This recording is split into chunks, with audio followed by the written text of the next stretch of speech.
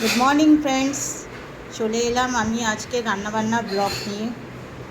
তো আজকে কি রান্নাবান্না করেছি সকাল থেকে রাত অবধি সমস্ত কিছু আপনার কাছে শেয়ার করব। গত 3 দিন আমি ছিলাম না, দিল্লি গেছিলাম, তো ব্লগগুলো আপনাদের সাথে শেয়ারও করেছি, তাই সেরকম কিছু রান্নাবান্না হয়নি।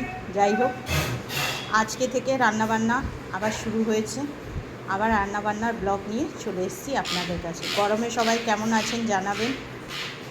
তো চলুন স্টার্ট করি ব্রেকফাস্ট থেকে। তো আজকে আমার ব্রেকফাস্টে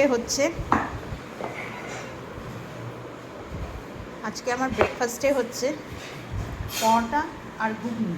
এই ঘুগনিটা হচ্ছে খাসির মাংস চর্বি দিয়ে করা হয়েছে। এটা আমার একটা ফ্রেন্ডস আছে, সুদীপ্তা, ও কাল আমার বাড়ি এসেছিলো, তো আমাকে এই ঘুগনিটা দিয়ে গেছে। তো আজকে আমি পরোটা দিয়ে এই ঘুগনি দিয়ে ব্রেকফাস্ট করব। তো এই হচ্ছে আমার আজকে ব্রেকফাস্টের মেনু। আর লাঞ্চে আমি নিয়ে যাচ্ছি হচ্ছে ভাত, আর এখানে হচ্ছে ডিম আলুর তরকারি, আর এখানে না ইলিশ মাছের তেল ছিল, তার চচ্চড়ি করেছি, সেই চচ্চড়ি নিয়ে যাব। আর তার সাথে হচ্ছে ফ্রেন্ডস একটু ফ্রিজে যেতে হবে, ফ্রিজে গিয়ে আজকের লাঞ্চ মেনুটা আপনাদের সাথে শেয়ার করছি।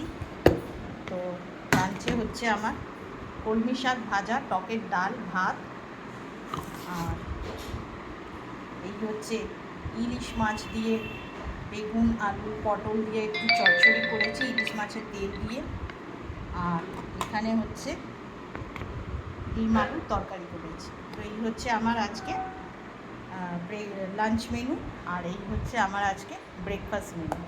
এবার ডিনারে আপনারা হয়তো ভাবছেন যে আমি ডিনারে কি করব, তো ডিনারেও চলে আসছি।